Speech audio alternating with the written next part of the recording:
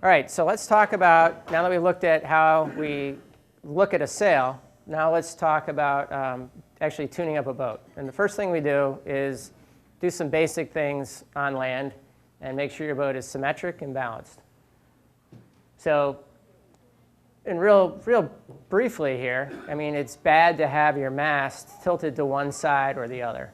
What you're really looking to do is line it up with the keel. And what you got to remember in doing all this is that you kind of assume that these boats are made with the greatest care and put together with absolutely perfectly and symmetric, but it's not true. On our boat, I know that the port shroud has to be up further, about almost an inch, than the starboard shroud. So by the time we line it up with the keel, it's you can't just go by the shroud length. And so actually what we did is just so we'd never be confused and we never switch shrouds and get it wrong and be off the other way, we actually moved our chain plate up so that the shrouds can be exactly the same length when the mast is centered. Now the way there's a couple different ways to to figure out if it's straight in the boat, and we're going to get into that later in this presentation a little more. But you can just kind of level the boat.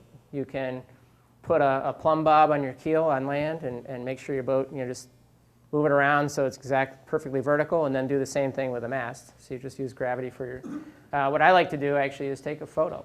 So I just take a photo from behind, put my camera sideways, and then put it on my screen or print it out, and then you can really tell if it's all in line or not.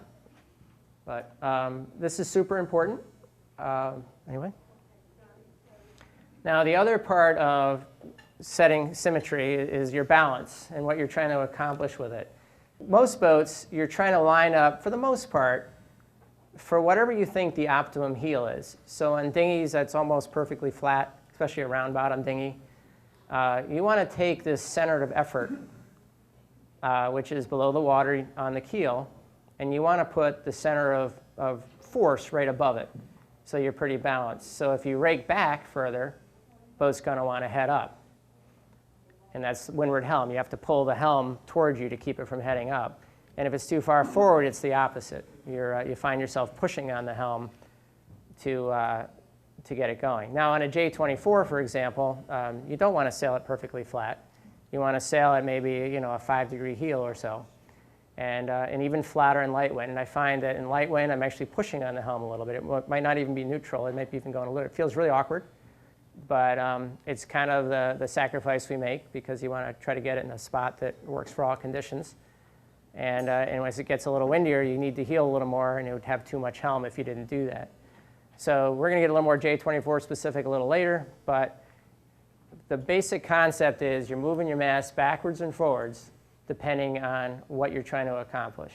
Now most boats, we leave it there. On our Thistle, we never change the rake once we set it. J24, it's set by the forestay length. We never change it. And there's all kinds of boats like the Star that move it all the time. 505s, they move it all the time. They can do it while they're sailing upwind. They have all kinds of mechanical advantage.